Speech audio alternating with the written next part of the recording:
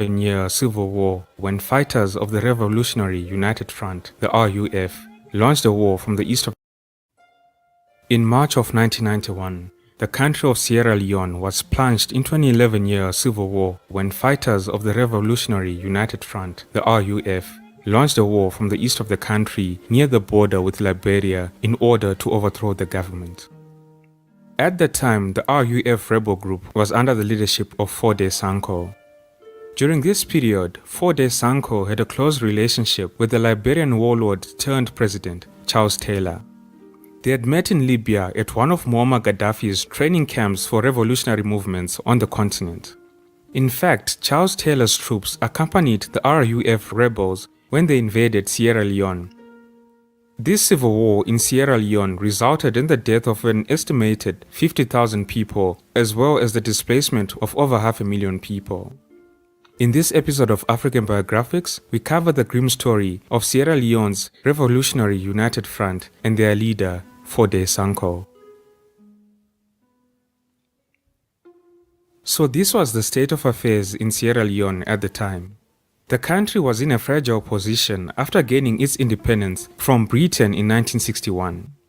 In the 30 years ranging from 1961 to 1991, successive post-colonial governments could not provide clean water, dependable electricity, decent education, or affordable health services to most of the masses in the country.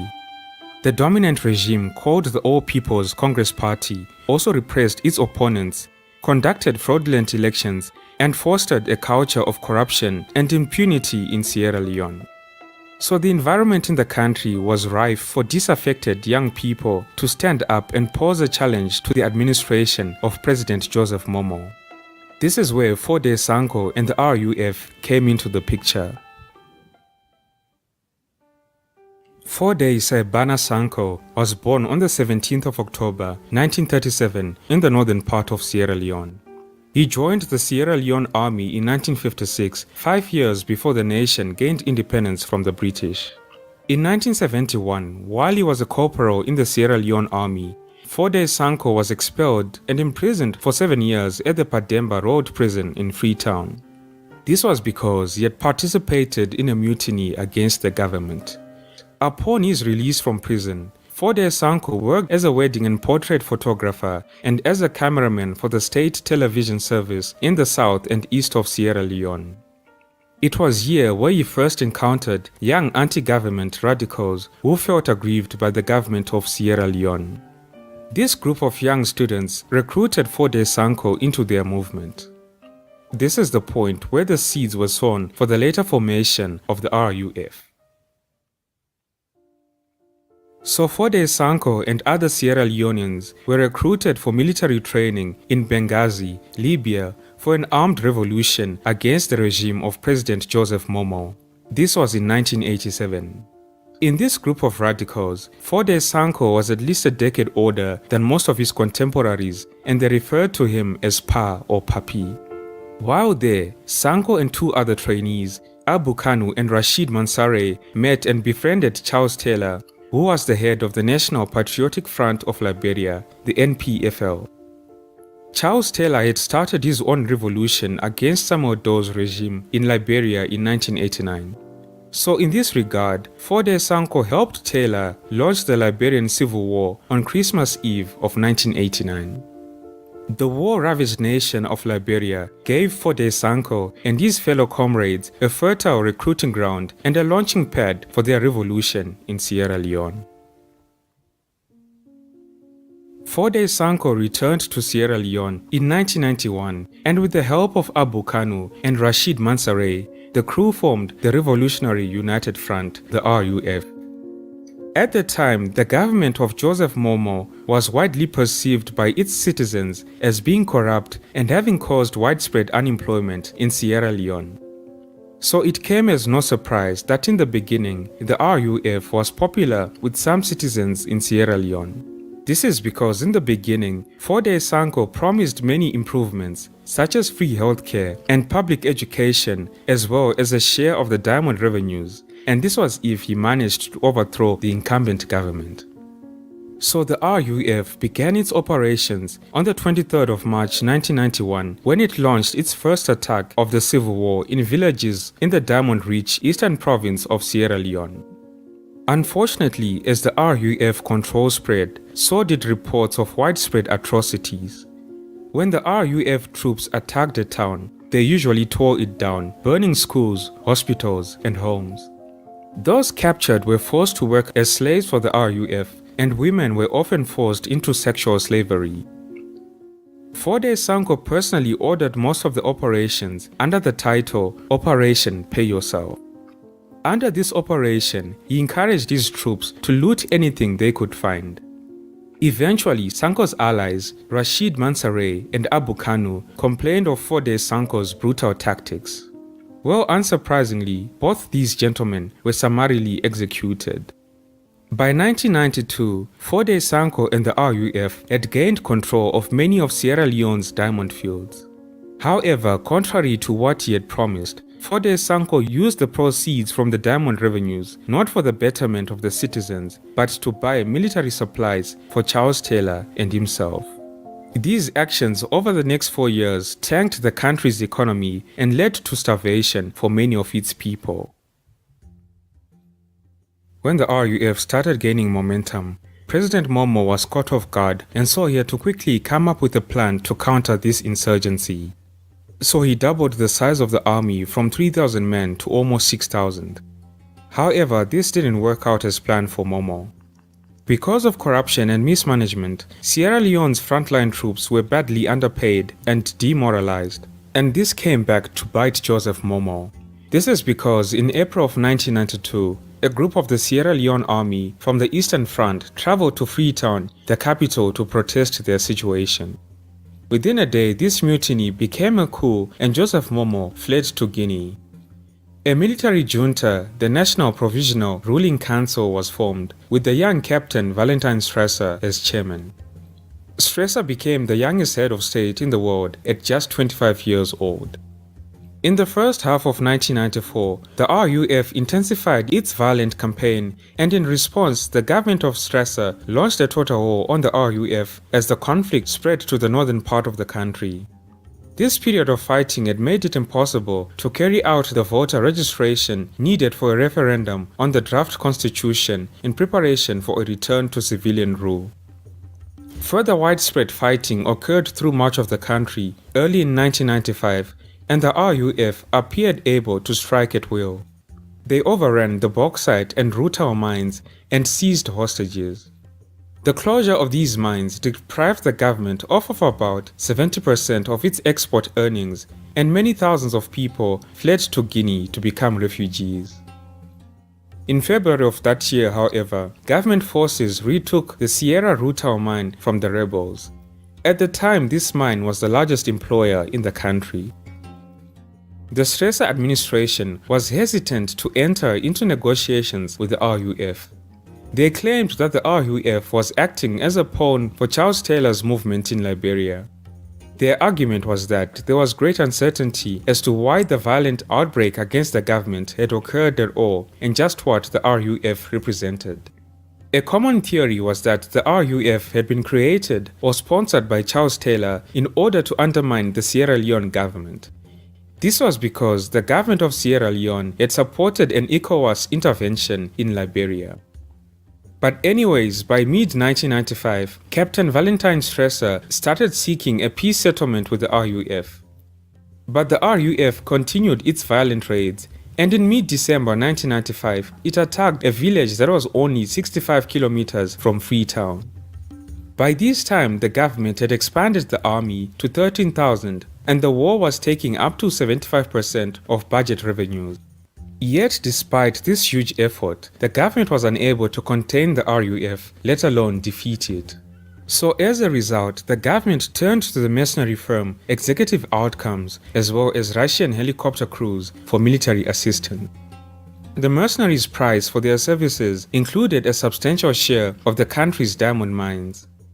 Although the mercenaries' 21-month stint in Sierra Leone cost the country $35 million, they managed to get the job done. The RUF rebels were smashed and confined to small pockets of the country. The the diamond fields were secured and Foday Sankoh was forced to the negotiating table in order to discuss allowing free elections. Now, although a meeting of the government and the RUF was held in Abidjan in the Ivory Coast on 2 December 1995, the RUF refused to take part in the elections that were planned for February of 1996 without first obtaining an end to government hostilities and the withdrawal from Sierra Leone of the foreign mercenaries and foreign troops.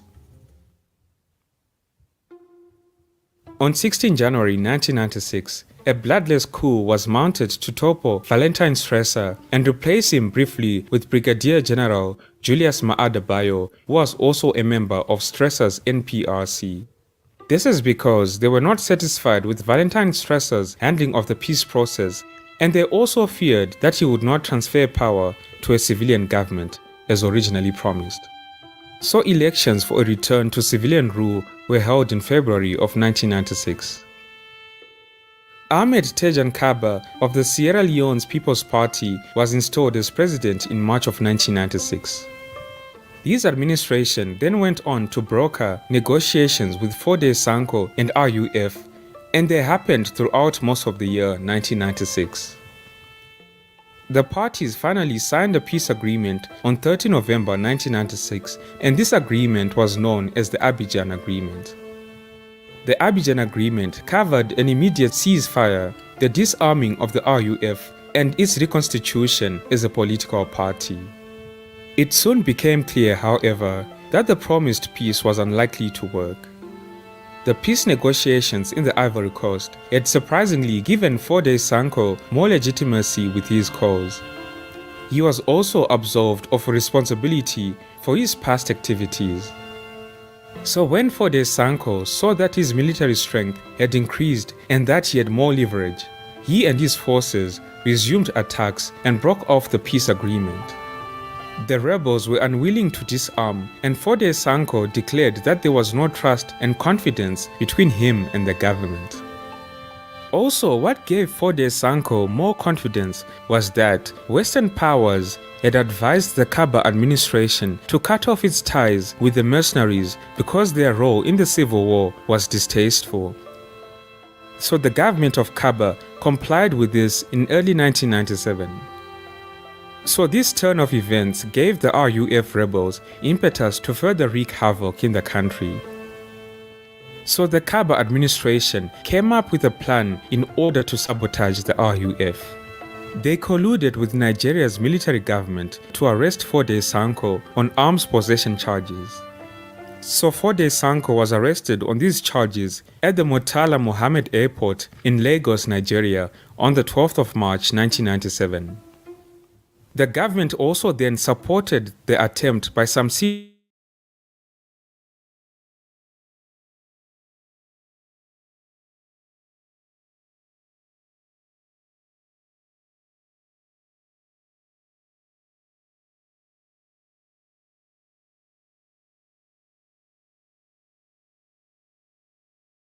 of the RUF War Council. This effectively ended any opportunity for the legitimization of the RUF under the Abidjan Peace Accord. On Foday Sankoh's advice, Sam Bokari established strong ties with Charles Taylor, who at that time was now the president of Liberia. Charles Taylor provided Bokari and the new interim RUF leadership with facilities and communications equipment in Monrovia, the capital of Liberia. And Charles Taylor claimed that this was in order to facilitate the organization's peace efforts. In reality, these facilities became the base for the RUF leadership to work jointly with Charles Taylor in training and equipping the RUF, as well as to plan attacks in Sierra Leone and exploit revenues from Sierra Leone's diamond mines. Sierra Leone was thrown into further chaos because the government of Ahmed Kaba lasted no longer than 14 months. What transpired was that on the 25th of May 1997, a group of 20 soldiers stormed Freetown's Pademba Road prison where they released Major Johnny Paul Koroma. Major Koroma was a dissident officer who was being held in prison in connection with a coup plot. So this group seized the radio station and announced the formation of the Armed Forces Revolutionary Council, the AFRC. They said that the AFRC was now in charge of Sierra Leone. Thousands of soldiers wearing red shirts and bandanas roamed Freetown, looting and shooting people at will. Marauding gangs ransacked supermarkets, offices, banks, shops, and private houses. Given this turn of events, President Ahmed Kaba fled to nearby Guinea. Foreigners were evacuated, and thousands of civilians headed for exile. Freetown became a rundown city. To add insult to injury, Koroma's group had no clear strategy other than to seize power. They declared that the civil war was over. The AFRC also naively invited the RUF to join it and form a people's army.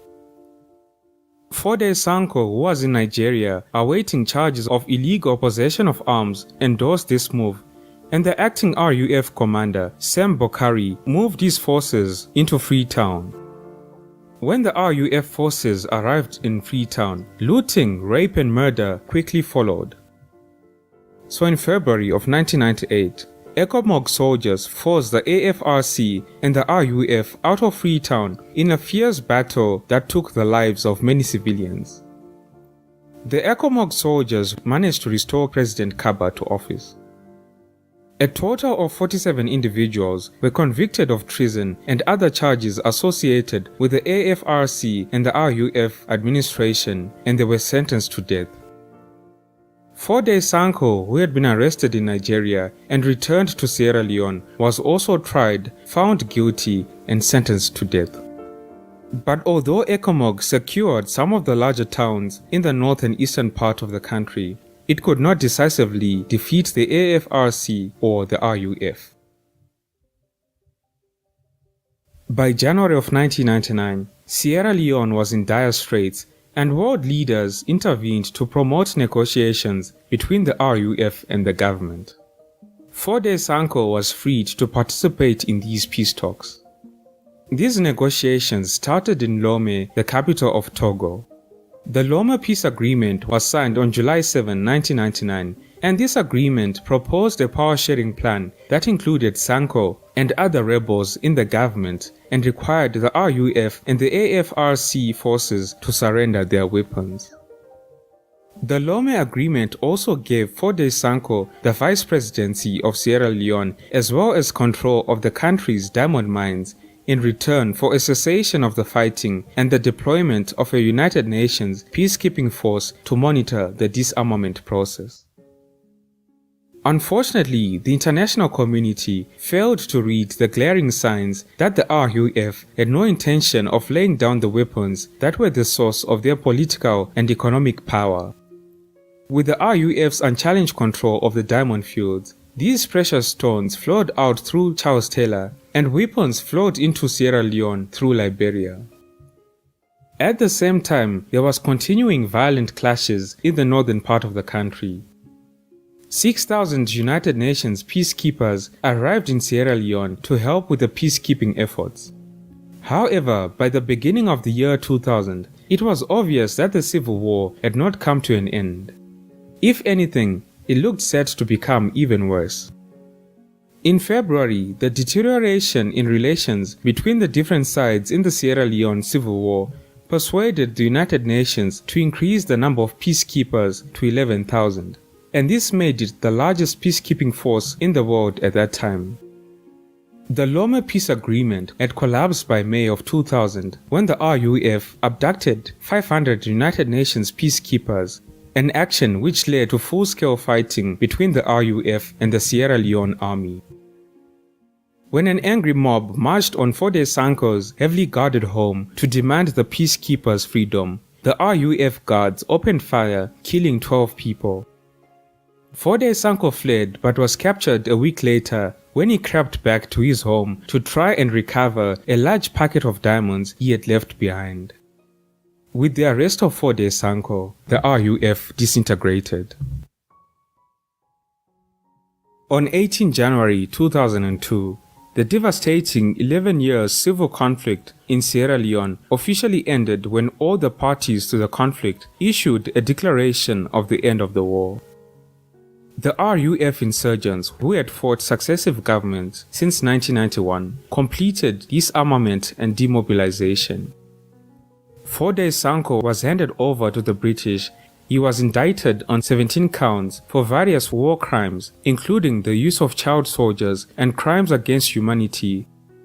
On July 29, 2003, Fode Sanko died of complications from a stroke while awaiting trial. He was 65 years old. In the Sierra Leone Civil War, about 50,000 people were killed, and more than 500,000 people were displaced, and the nation's infrastructure was destroyed. But the story does not end here, and it is not all doom and gloom. Sierra Leone has been on a path of healing, and this country represents one of the most successful cases of peacekeeping and peace building. Many years later, after the declared cessation of this conflict in 2002, the country has remained relatively stable and is moving on from this dark chapter.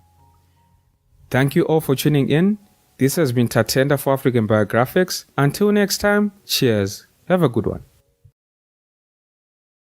Inhabited by indigenous African peoples at least 2,500 years ago. The Limba were the first tribe known to inhabit Sierra Leone.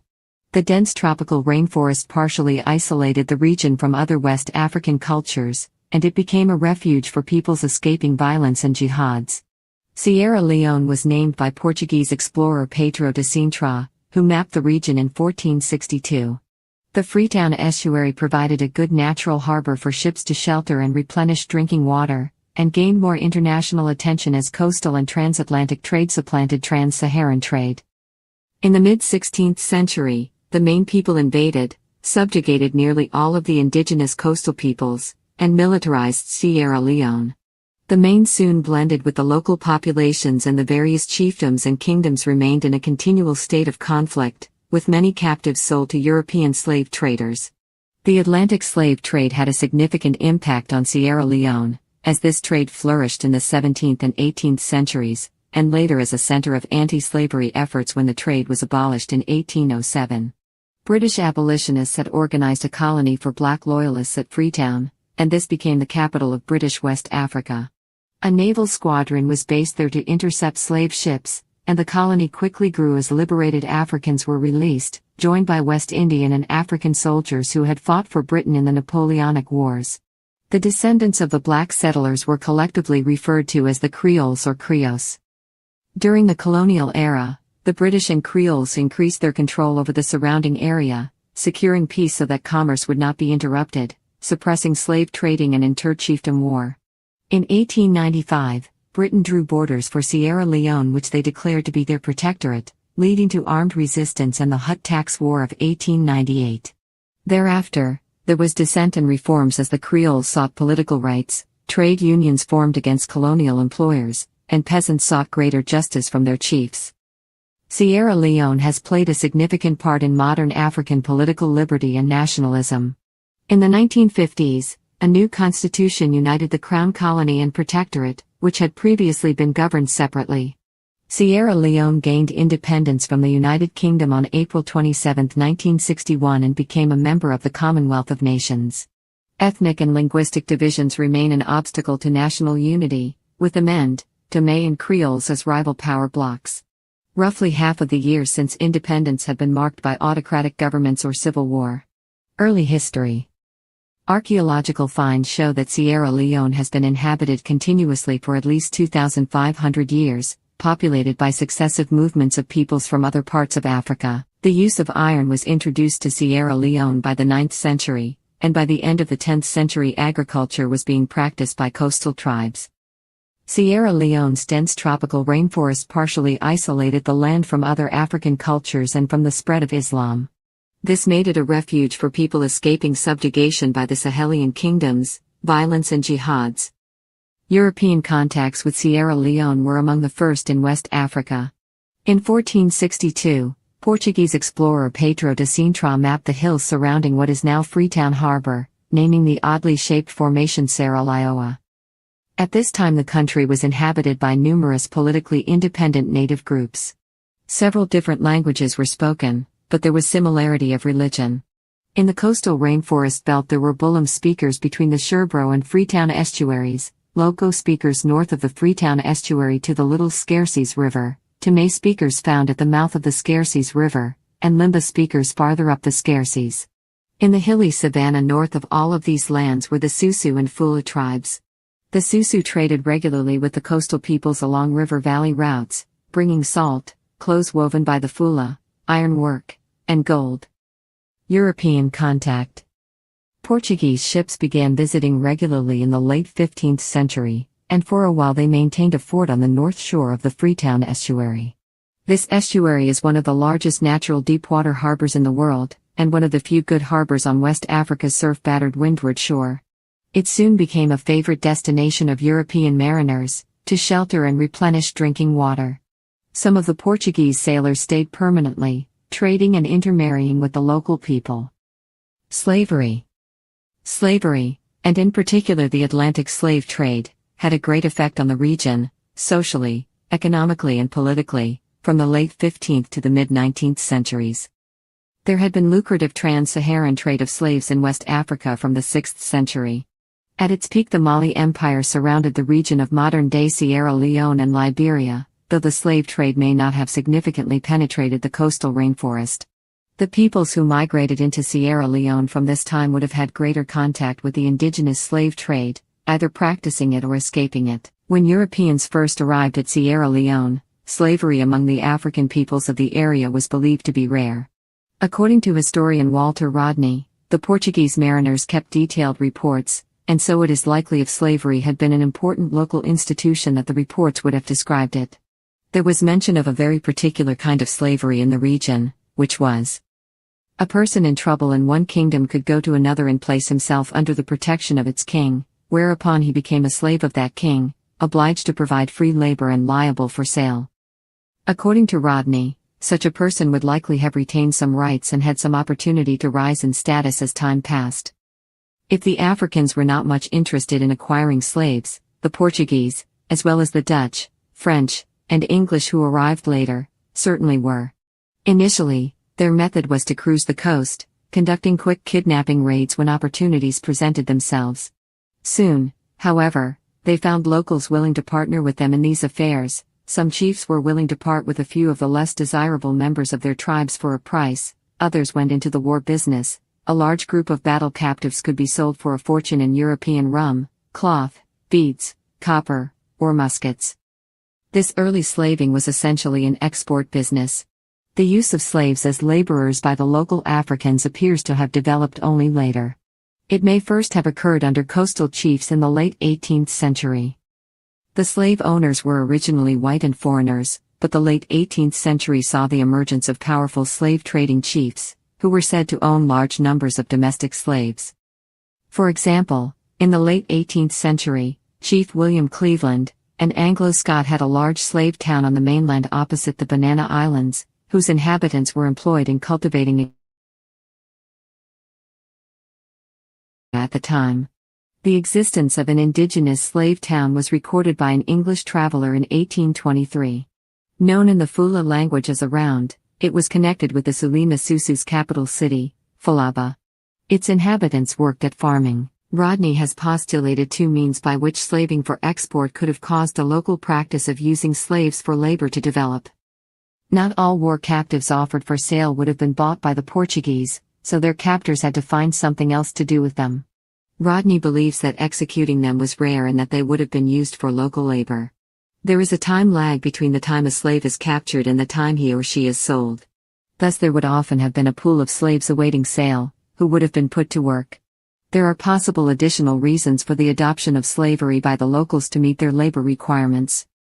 The Europeans provided an example for imitation. Once slaving in any form is accepted, it may smash a moral barrier to exploitation and make its adoption in other forms seem a relatively minor matter. Export slaving entailed the construction of a coercive apparatus which could have been subsequently turned to other ends, such as policing a captive labor force. The sale of local produce to Europeans opened a new sphere of economic activity. In particular, It created an increased demand for agricultural labor. Slavery was a way of mobilizing an agricultural workforce. This local African slavery was much less harsh and brutal than the slavery practiced by Europeans on, for example, the plantations of the United States, the West Indies, and Brazil. The local slavery has been described by anthropologist M. McCulloch. Slaves were housed close to the fresh tracts of land they cleared for their masters. They were considered part of the household of their owner, and enjoyed limited rights. It was not customary to sell them except for a serious offense, such as adultery with the wife of a freeman.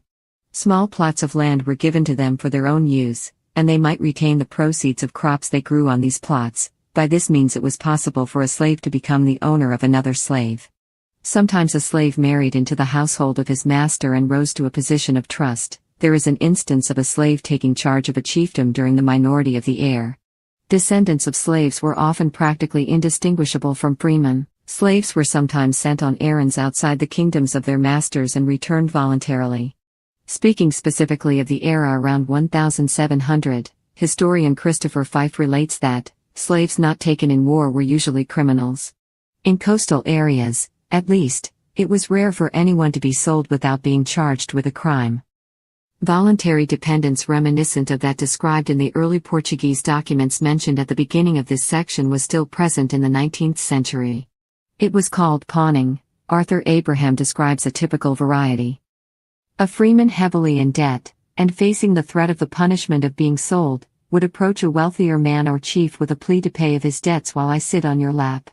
Or he could give a son or some other dependent of his to be for you, the wealthy man or chief.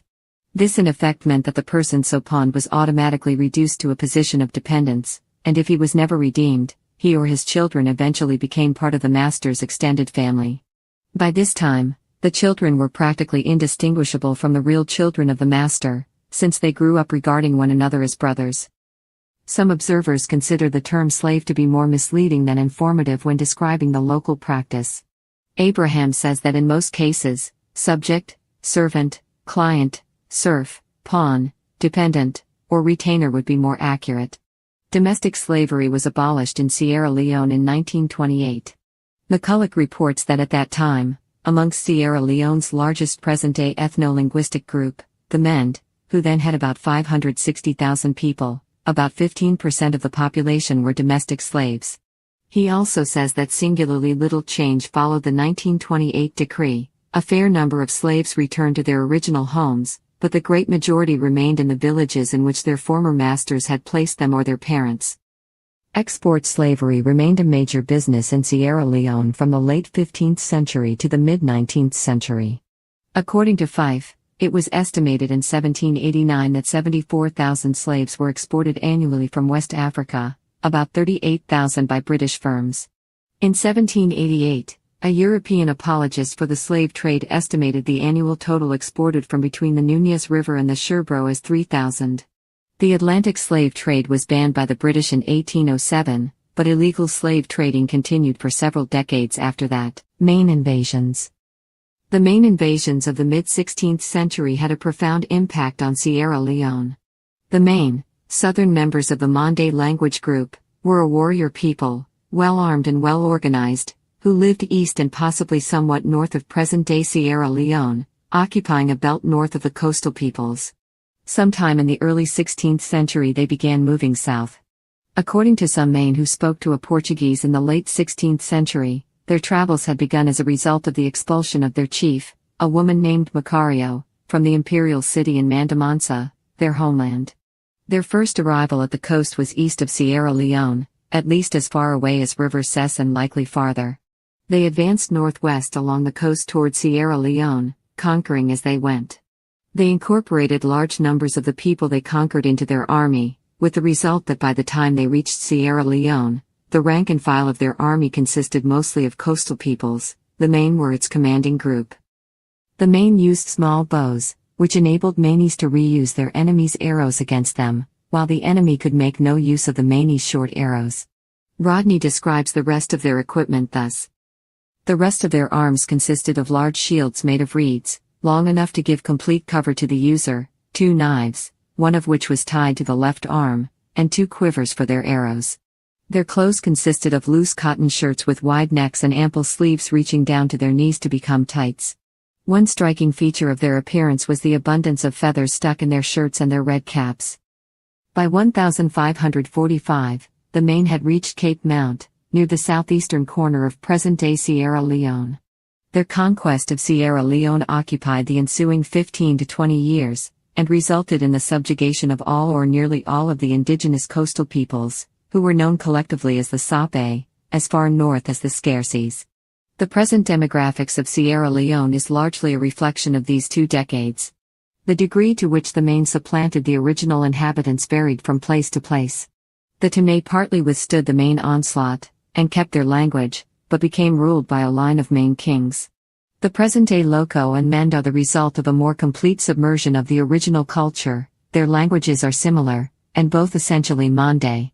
In their oral tradition, the men describe themselves as being a mixture of 2 peoples. They say that their original members were hunters and fishers who populated the area sparsely in small peaceful settlements, and that their leaders came later, in a recent historical period, bringing with them the arts of war, and also building larger, more permanent villages. This history receives support from the facts that their population consists of 2 different racial types, and their language and culture show signs of a layering of 2 different forms. They have both matrilineal and patrilineal inheritance, for instance.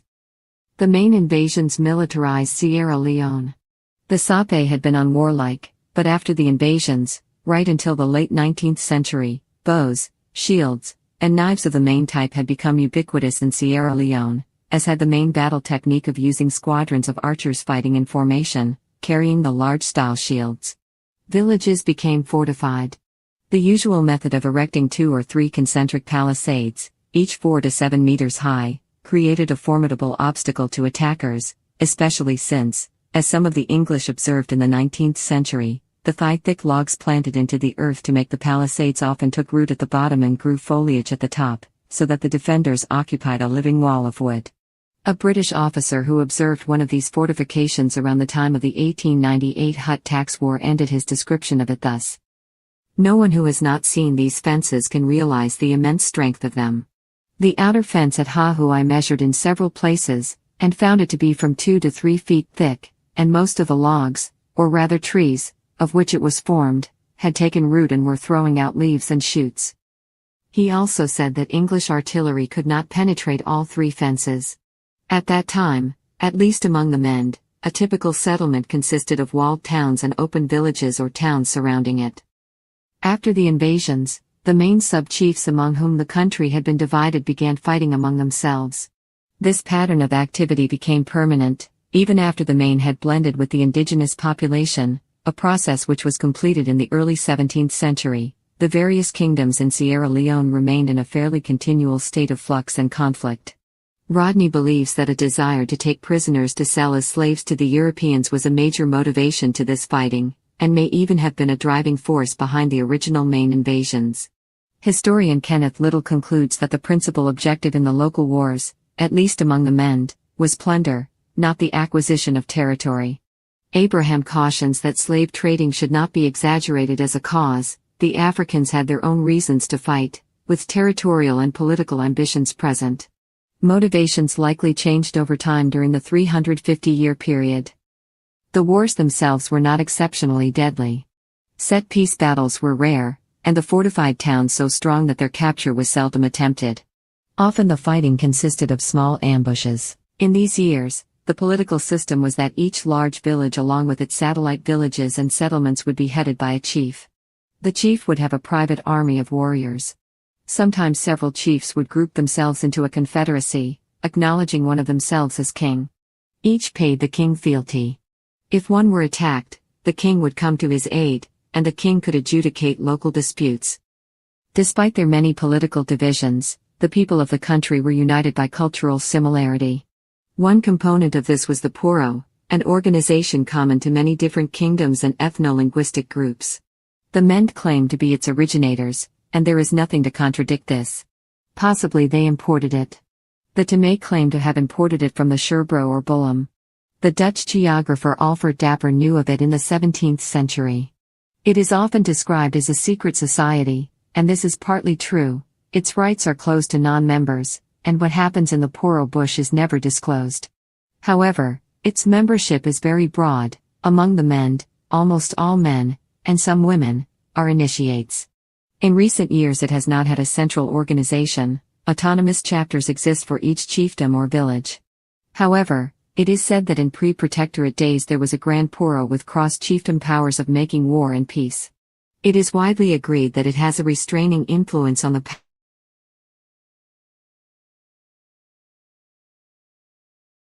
and the rite of passage from puberty to manhood. It imparts some education. In some areas, it had supervisory powers over trade, and the banking system, which used iron bars as a medium of exchange. It is not the only important society in Sierra Leone. The Sande is a female-only analog of it. There is also the Humoi, which regulates sex, and the Nja and the Bunda. The Kba is a healing arts collegium.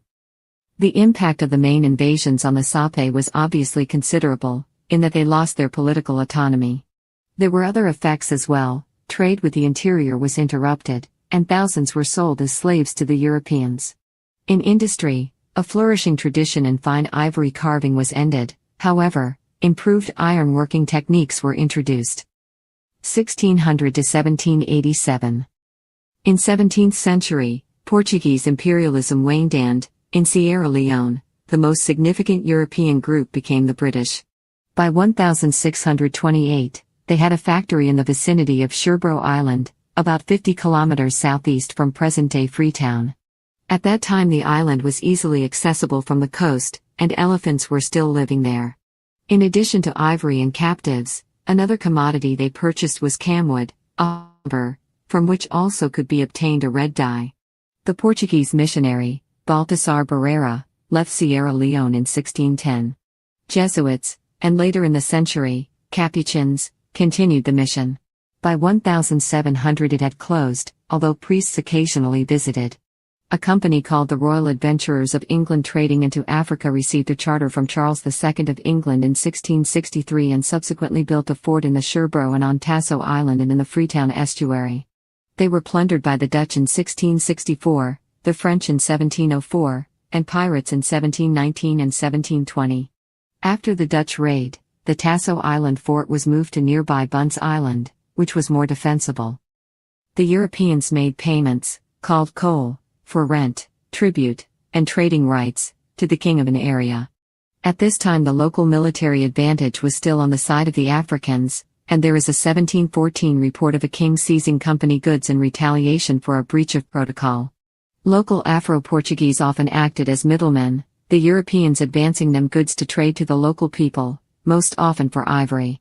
In 1728, an overly aggressive company governor united the Africans and Afro-Portuguese in hostility to him. They burnt down the Bunce Island fort and it was not rebuilt until about 1750. The French wrecked it again in 1779. During the 17th century the Temé ethno-linguistic group was expanding. Around 1600, a Mani still ruled the local kingdom and another ruled the upper part of the south shore of the Freetown estuary. The north shore of the estuary was under a Bullum king, and the area just east of Freetown on the peninsula was held by a non-Mani with a European name, Dom Philip de Leon. By the mid-17th century this situation had changed. Temé, not Bullum, was spoken on the south shore, and ships stopping for water and firewood had to pay customs to the Temé king of Beray who lived at Bagos town on the point between the Rokal River and Port Loco Creek. The Temé had thus expanded in a wedge toward the sea at Freetown, and now separated the Bullum to the north from the Mani and other Mande speakers to the south and east. In this period there are several reports of women occupying high positions. The king of the South Shore used to leave one of his wives to rule when he was absent, and in the Sherbro there were female chiefs. In the early 18th century, a Bullum named Senora Maria had her own town near Cape Sierra Leone. During the 17th century, Muslim Fula from the upper Niger and Senegal rivers moved into an area called Fouta Djallon in the mountainous region north of present-day Sierra Leone. They were to have an important impact on the peoples of Sierra Leone because they increased trade and also produced secondary population movements into Sierra Leone. Though the Muslim Fula first cohabited peaceably with the peoples already at Fouta Djallon, around 1725 they embarked on a war of domination, forcing the migration of many Susu, Yelunka, and non-Muslim Fula. Susu, some already converted to Islam, came south into Sierra Leone, in turn displacing Limba from northwest Sierra Leone and driving them into north-central Sierra Leone where they continue to live. Some Susu moved as far south as the Tamé town of Port Loko, only 60 kilometers upriver from the Atlantic. Eventually a Muslim Susu family called Senko supplanted the town's Tamé rulers. Other Susu moved westward from Futa Jalan, eventually dominating the Baga, Bulam, and Tamé north of the Scarces River. The Yelunka and Futa Jalan first accepted Islam, then rejected it and were driven out. They went into north-central Sierra Leone and founded their capital at Falaba in the mountains near the source of the Rokal. It is still an important town, about 20 kilometers south of the Guinea border. Other Yelunka went somewhat farther south and settled amongst the Karanko, Kissi, and Limba. Besides these groups, who were more or less unwilling emigrants, a considerable variety of Muslim adventurers went forth from Futa Jalan. A Fula called Fula Mansa became ruler of the Yoni country 100 kilometers east of present-day Freetown. Some of his Tamé subjects fled south to the Banta country between the middle reaches of the Bago and Jong rivers, where they became known as the Mabanta Tamé.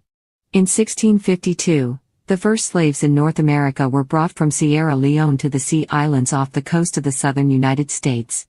During the 18th century, there was a thriving slave trade from Sierra Leone to the plantations of South Carolina and Georgia where their rice farming skills made them particularly valuable. Britain and British seafarers, including Sir Francis Drake, John Hawkins, Frobisher and Captain Brown, played a major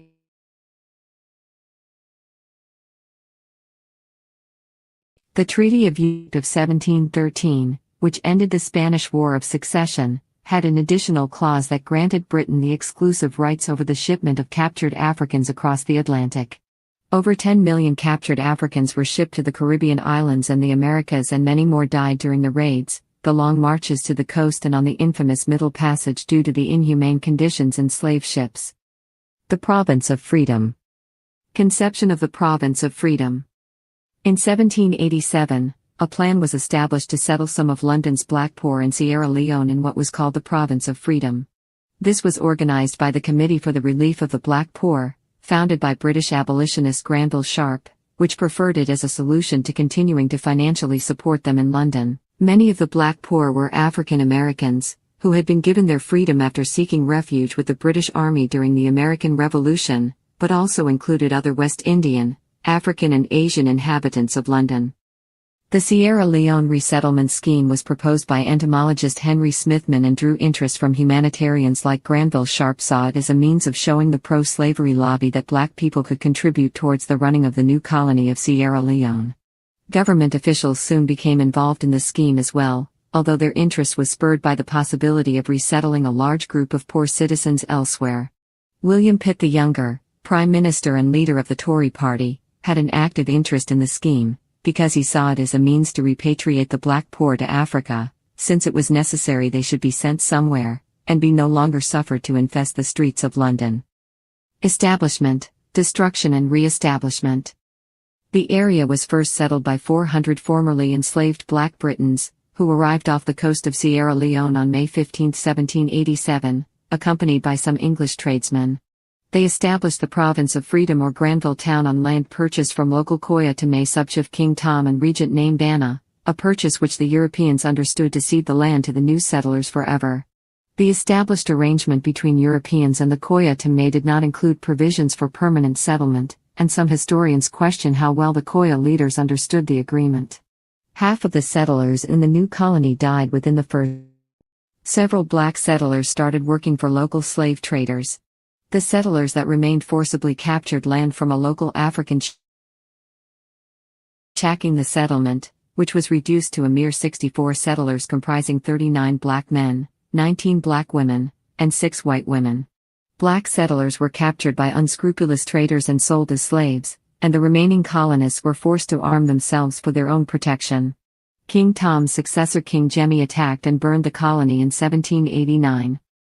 Alexander Falconbridge was sent to Sierra Leone in 1791 to collect the remaining black poor settlers, and they re-established Granville Town near Fora Bay.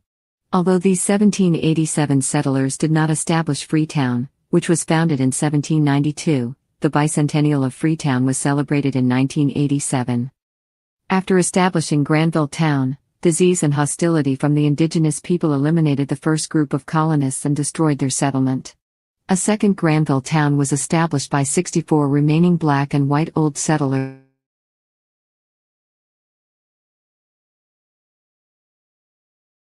This settlement was different from the Freetown settlement and colony founded in 1792 by Lieutenant John Clarkson and the Nova Scotian settlers under the auspices of the Sierra Leone Company. Freetown Colony. Conception of the Freetown settlement. The basis for the Freetown colony began in 1791 with Thomas Peters, an African American who had served in the Black Pioneers and settled in Nova Scotia as part of the Black Loyalist migration. Peters traveled to England in 1791 to report grievances of the Black Loyalists who had been given poor land and faced discrimination. Peters met with British abolitionists and the directors of the Sierra Leone Company. He learned of the company's plan for a new settlement at Sierra Leone. The directors were eager to allow the Nova Scotians to build a settlement there. The London-based and newly created company had decided to create a new colony, but before Peters' arrival had no colonists. Lieutenant John Clarkson was sent to Nova Scotia to register immigrants to take to Sierra Leone for the purpose of starting a new settlement.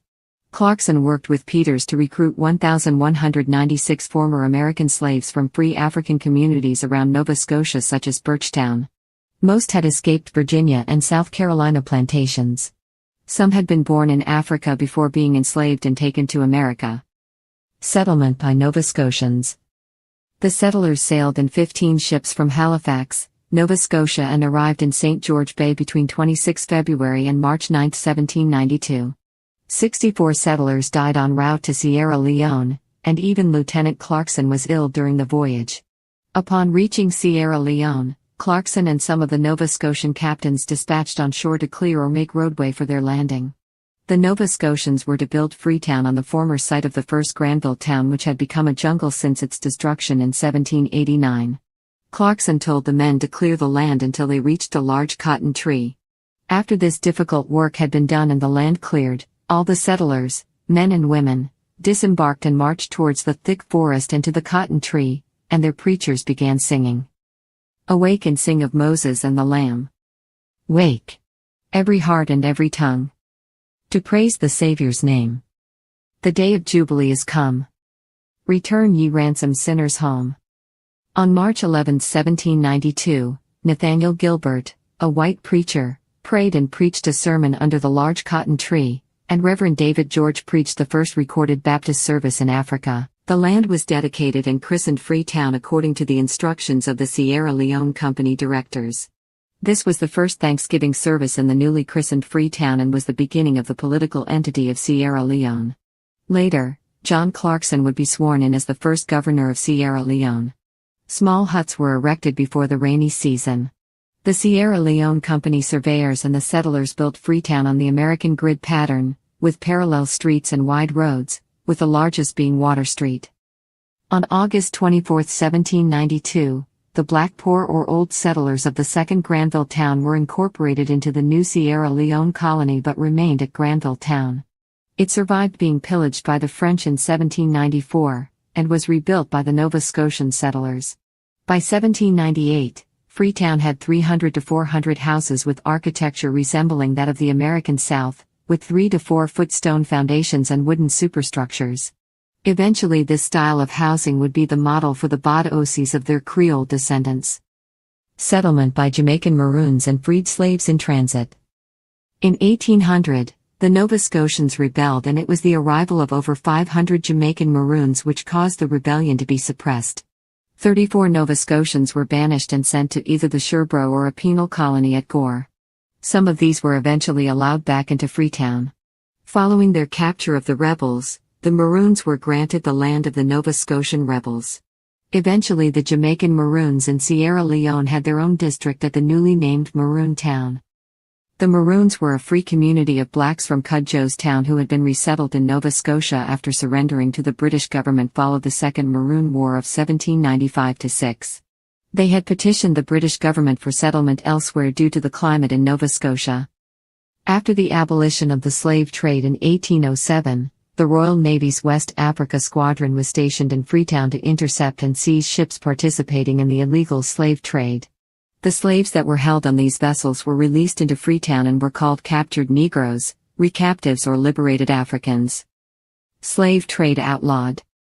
Britain outlawed the slave trade throughout its empire on March 29, 1807 with the Slave Trade Act 1807, and the British Navy operating from Freetown took active measures to stop the Atlantic slave trade. However, the institution of slavery itself continued to be practiced in the British Empire until it was abolished in the 1830s. Colonial era. Establishment of the British Crown Colony. In 1808, the British Crown Colony of Sierra Leone was founded, with Freetown serving as the capital of British West Africa. The city's population expanded rapidly with freed slaves, who established suburbs on the Freetown Peninsula. They were joined by West Indian and African soldiers who settled in Sierra Leone after fighting for Britain in the Napoleonic Wars. Intervention and acquisition of the hinterland. In the early 1800s, Sierra Leone was a small colony extending a few kilometers up the peninsula from Freetown. The bulk of the territory that makes up present-day Sierra Leone was still the sovereign territory of indigenous peoples such as the Mende and Temé, and was little affected by the tiny population of the colony. Over the course of the 19th century, that gradually changed. The British and Creoles in the Freetown area increased their involvement in, and their control over, the surrounding territory by engaging in trade, which was promoted and increased through treaty-making and military expeditions. In their treaties with the native chiefs, the British were largely concerned with securing local peace so that commerce would not be interrupted. Typically, the British government agreed to pay a chief a stipend in return for a commitment from him to keep the peace with his neighbors. Other specific commitments extracted from a chief might include keeping roads open, allowing the British to collect customs duties, and submitting disputes with his neighbors to British adjudication. In the decades following Britain's prohibition of the slave trade in 1807, the treaties sometimes also required chiefs to desist from slave trading. Suppression of slave trading and suppression of inter-chiefdom war went hand in hand because the trade thrived on the wars. Thus, to the commercial reasons for pacification could be added anti-slavery ones. When friendly persuasion failed to secure their interests, the British were not above continuing diplomacy by other means. At least by the mid-1820s, the Army and Navy were going out from the colony to attack chiefs whose behavior did not conform to British dictates. In 1826, Governor Turner led troops to the Bum Kidam area, captured 2 stockaded towns, burnt others, and declared a blockade on the coast as far as Cape Mount. This was partly an anti-slaving exercise and partly to punish the chief for refusing territory to the British. Later that year, acting Governor Macaulay sent out an expedition which went up the Jong River and burned Comenda, a town belonging to a related chief. In 1829, the colonial authorities founded the Sierra Leone Police Corps. In 1890, this force was divided into the civilian police and the frontier police. The British developed a modus operandi which characterized their interventions throughout the century. Army or frontier police, with naval support if possible, would bombard a town and then usually torch it after the defenders had fled or been defeated. Where possible, local enemies of the party being attacked were invited by the British to accompany them as allies. In the 1880s, Britain's intervention in the hinterland received added impetus because of the scramble for Africa, an intense competition between the European powers for territory in Africa. In this case, the rival was France. To forestall French incursion into what they had come to consider as their own sphere, the British government renewed efforts to finalize a boundary agreement with France and on January 1, 1890 instructed Governor Hay in Sierra Leone to get from chiefs in the boundary area friendship treaties containing a clause forbidding them to treat with another European power without British consent. Consequently, in 1890 and 1891 Hay and 2 traveling commissioners, Garrett and Aldridge, went on extensive tours of what is now Sierra Leone obtaining treaties from chiefs. Most of these were not, however, treaties of cession. They were in the form of cooperative agreements between 2 sovereign powers. In January 1895, a boundary agreement was signed in Paris, roughly fixing the line between French Guinea and Sierra Leone. The exact line was to be determined by surveyors. As Christopher Fife notes, the delimitation was made almost entirely in geographical terms, rivers, watersheds, parallels, not political. Samu chiefdom, for instance, was divided. The people on the frontier had to opt for farms on one side or villages on the other. More generally, the arbitrary lumping together of disparate native peoples into geographical units decided by the colonial powers has been an ongoing source of trouble throughout Africa. These geographical units are now attempting to function as nations but are not naturally nations, being composed in many cases of peoples who are traditional enemies. In Sierra Leone, for example, the Mende, Tene and Creoles remain as rival power blocks between whom lines of fission easily emerge. Establishment of the British Protectorate and further land acquisition. In August 1895, an order in council was issued in Britain authorizing the colony to make laws for the territory around it, extending out to the agreed-upon boundary. On August 31, 1896, a proclamation was issued in the colony declaring that territory to be a British protectorate. The colony remained a distinct political entity. The protectorate was governed from it. Most of the chiefs whose territories the protectorate subsumed did not enter into it voluntarily. Many had signed treaties of friendship with Britain, but these were expressed as being between sovereign powers contracting with each other.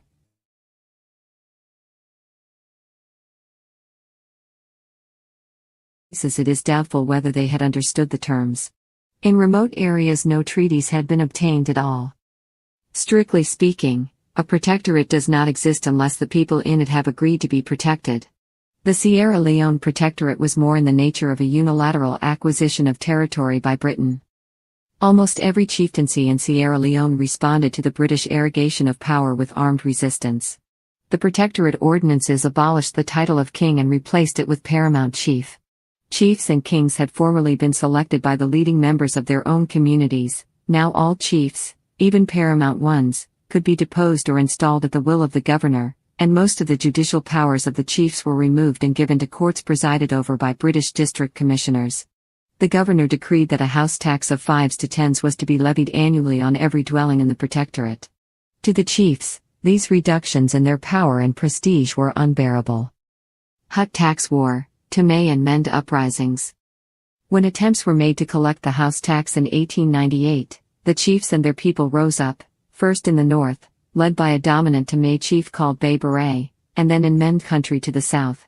The two risings together are referred to as the Hut Tax War of 1898, though they had quite different characteristics. Bay Beret's forces conducted a disciplined and skillfully executed guerrilla campaign which caused the British considerable difficulty. Hostilities began in February. Beret's harassing tactics confounded the British at first, but by May they were gaining ground. The rainy season interrupted hostilities until October, when the British resumed the slow process of eliminating the African stockades. When most of these defenses had been eliminated, Beret was captured or surrendered in November. The Mende War was a mass uprising, planned somehow to commence everywhere on 27 and 28 of April, in which almost all outsiders, whether European or Creole, were seized and summarily executed. Although more fierce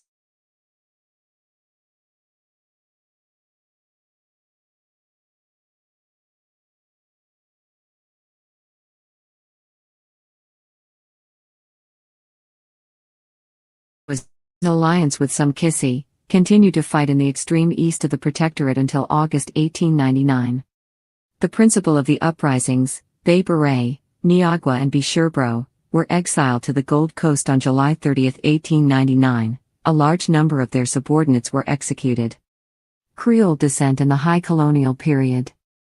In the early 19th century, Freetown served as the residence of the British governor who also ruled the Gold Coast and the Gambia settlements.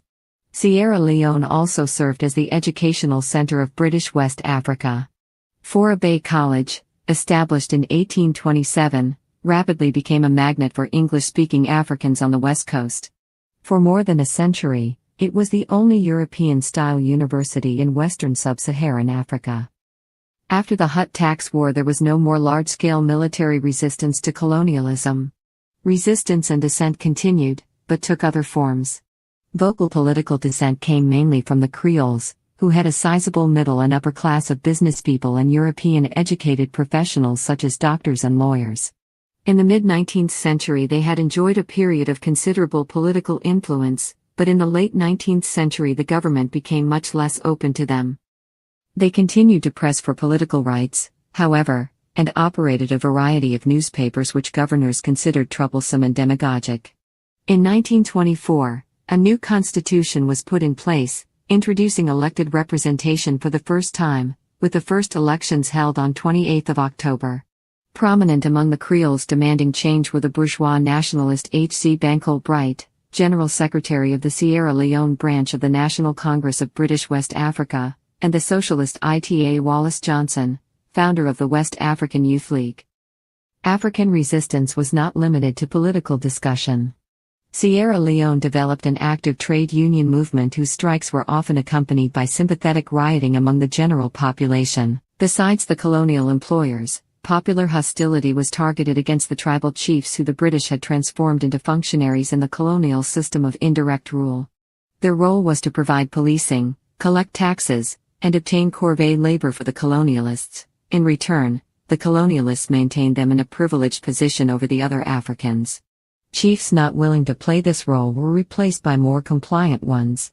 According to Kilson, the attitude of the Africans toward their chiefs became ambivalent. Frequently they respected the office but resented the exactions made by the individual occupying it. From the chief's point of view, the dilemma of an honorable ruler faced with British ultimatums cannot have been easy. Postage stamp with portrait of Queen Elizabeth II, 1956.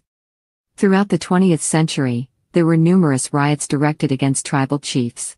These culminated in the Protectorate-wide riots of 1955 to 1956, which were suppressed only by a considerable slaughter of peasants by the army. After those riots, reforms were introduced, the forced labor system was completely abolished and reductions were made in the powers of the chiefs. Sierra Leone remained divided into a colony and a protectorate, with separate and different political systems constitutionally defined for each. Antagonism between the two entities escalated to a heated debate in 1947, when proposals were introduced to provide for a single political system. Most of the proposals came from the Protectorate.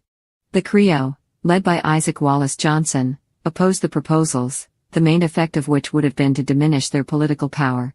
It was due to the astute politics of Sir Milton Margai that the educated Protectorate elite was won over to join forces with the paramount chiefs in the face of Creole intransigence.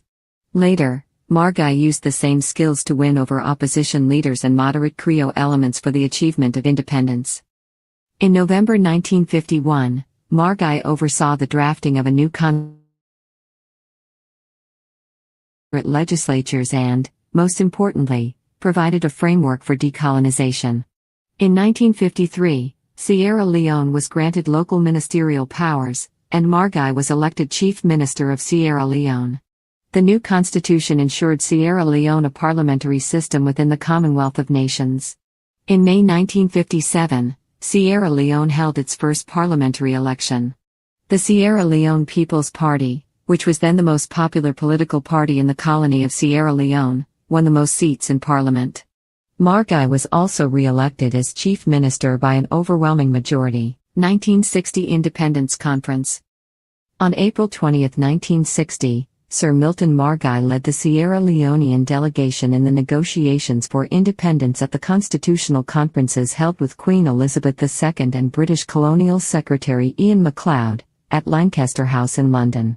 All 24 members of the Sierra Leonean delegation were prominent and well-respected politicians, including Sir Milton's younger brother lawyer Sir Albert Margai, trade unionist Saka Stevens, SLPP strongman Lamina Sonko, Creole activist Isaac Wallace Johnson, Paramount Chief Elikoblo Galama, educationist Mohammed Sanusi Mustafa, Dr. John Carafa Smart, Professor Condé Beret, lawyer Sir Banya Tajan Z, former Freetown Mayor Eustace Henry Taylor Cummings, educationist Amadou Wari, and Creole diplomat Hector Reginald Sylvanus Boltman.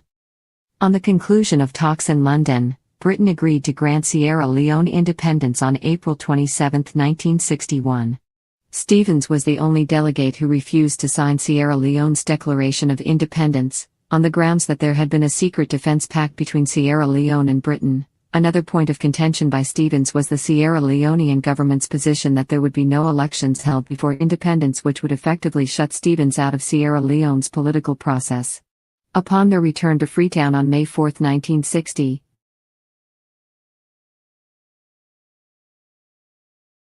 LPP government. In 1961, Saka Stevens, a trade unionist and outspoken critic of the SLPP government, took advantage of the dissatisfaction with the ruling SLPP among some prominent politicians from the northern,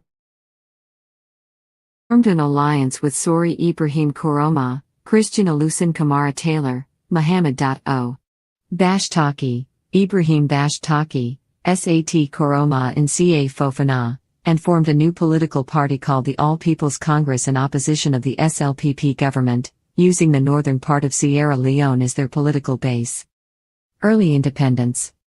Sir Milton Margai administration. On April 27, 1961, Sir Milton Margai led Sierra Leone to independence from Britain and became the country's first prime minister. Sierra Leone retained a parliamentary system of government and was a member of the Commonwealth of Nations. In May 1962, Sierra Leone held its first general election as an independent nation. People's Party won plurality of seats in Parliament and Sir Milton Margai was re-elected as Prime Minister. The years just after independence being used for development and the founding of Njala University, Sir Milton Margai was very popular among Sierra Leoneans during his time in power. An important aspect of his character was his self-effacement. He was neither display of his power or status. His government was based on the rule of law and then the notion of separation of powers, with multi-party political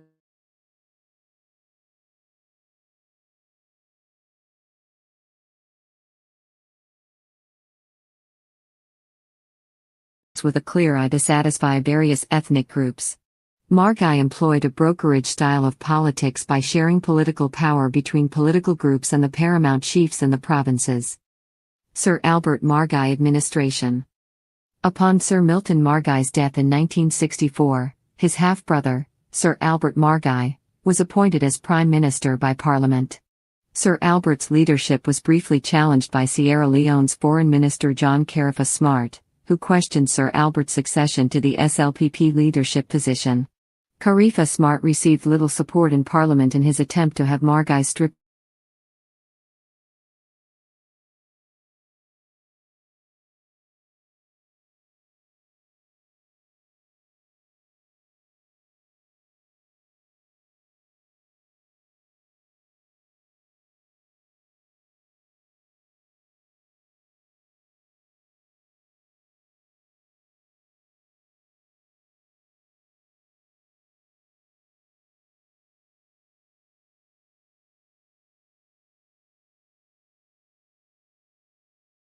allowing the country's paramount chiefs executive powers, and he was seen as a threat to the existence of the ruling houses across the country, almost all of whom were strong supporters and key allies of the previous administration.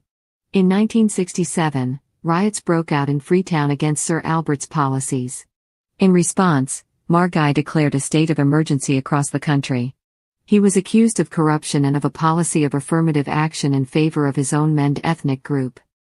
Sir Albert had the opportunity to perpetuate himself in power, but he elected not to do so even when the opportunities presented themselves. He had the police and the army on his side and nothing could have prevented him from achieving his ambition to hold on to power, but he chose not to and called for free and fair elections. 3 military coups. The APC narrowly won a small majority of seats in Parliament over the SLPP in a closely contested 1967 Sierra Leone general election, and APC leader Saka Stevens was sworn in as Prime Minister on March 21, 1967 in Freetown. Within hours of taking office, Stevens was ousted in a bloodless military coup led by the commander of the army, Brigadier General David Lansana, a close ally of Sir Albert Margai who had appointed Lansana to the position in 1964. Lansana placed Stevens under house arrest in Freetown and insisted the determination of office of the Prime Minister should await the election of the tribal representatives to the House. On 23 March, a group of senior military officers in the Sierra Leone Army led by Brigadier Andrew Juxon Smith overrode this action by seizing control of the government, arresting Lansana, and suspending the constitution. The group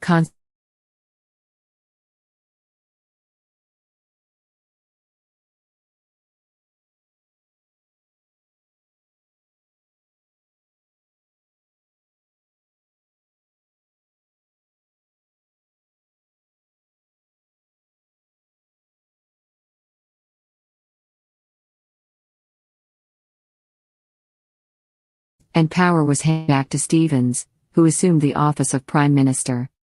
Stevens' government and one-party state. Stevens assumed power in 1968 with a great deal of hope and ambition. Much trust was placed upon him as he championed multi-party politics. Stevens had campaigned on a platform of bringing the tribes together under socialist principles. During his first decade or so in power, Stevens renegotiated some of what he called useless pre-finance schemes contracted by his predecessors, Albert Margai of the SLPP and Juxon Smith of the NRC, which were said to have left the country in an economically deprived state. Stevens reorganized the country's refinery, the government-owned Cape Sierra Hotel, and a cement factory. He cancelled Juxon Smith's construction of a church and mosque on the grounds of Victoria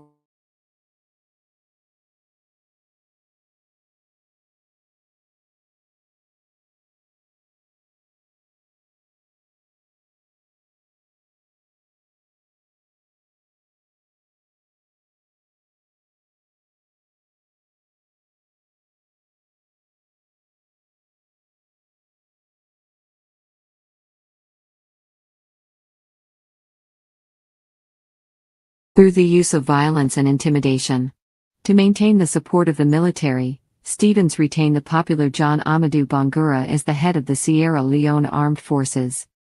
After the return to civilian rule, by-elections were held and in all AP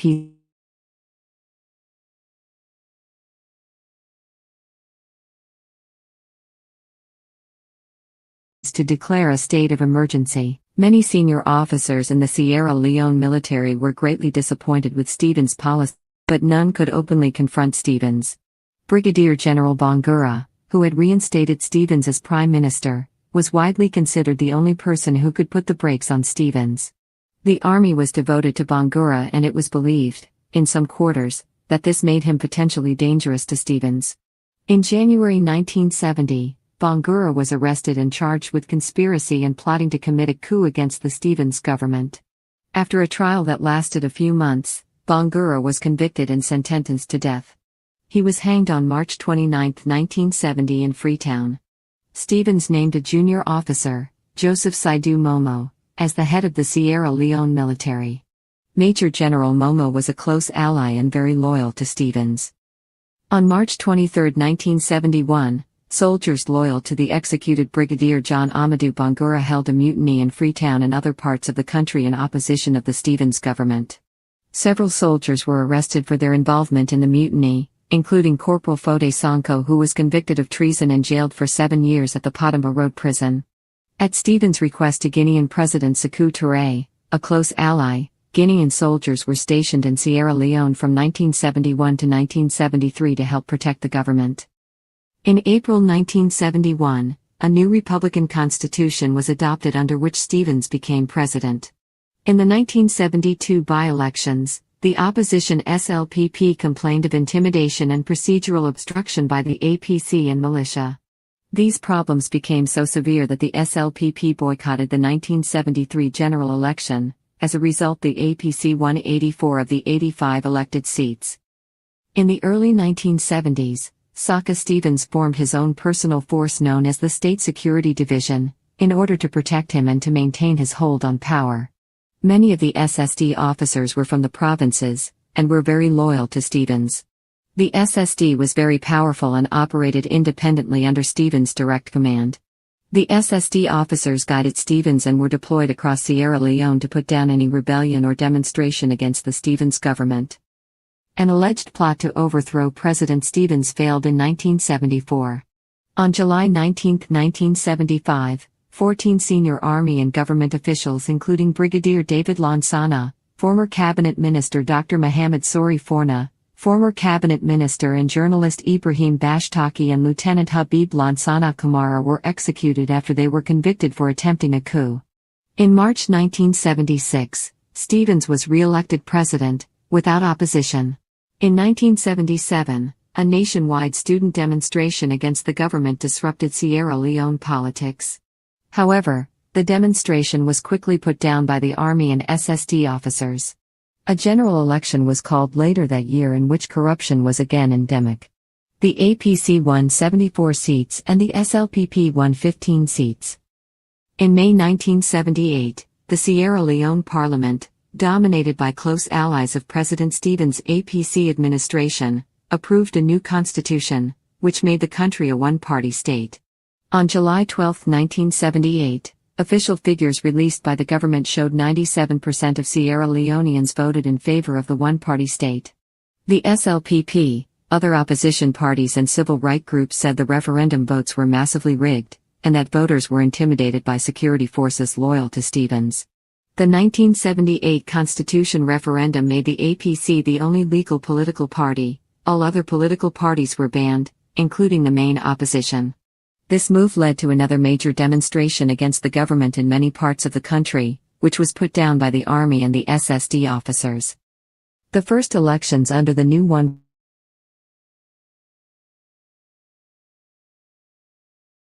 of the constituencies were contested. Because of irregularities, the government cancelled elections in 13 constituencies. By-elections took place on June 4, 1982. The new cabinet appointed by Stevens after the election included several prominent members of the disbanded SLPP who had defected to the APC, including the new finance minister Salia Jusu Sharif, a former leader of the SLPP. Jusu Sharif's succession to the cabinet was viewed by many as a step toward making the APC a true national party. Stevens, who had been head of state of Sierra Leone for 18 years, retired from that position in November 1985 at the end of his term, although he continued his role as chairman of the ruling APC party. Many in the country had expected Stevens to name his vice president and loyal ally, Sori Ibrahim Koroma, as his successor. However, at the APC convention in August 1985, the APC named Major General Joseph Saidu Momo as Stevens' choice to succeed him as president. Momo was very loyal to Stevens, who had appointed him to head of the military 15 years earlier. Momo and Stevens were both members of the minority Limba ethnic group. Momo retired from the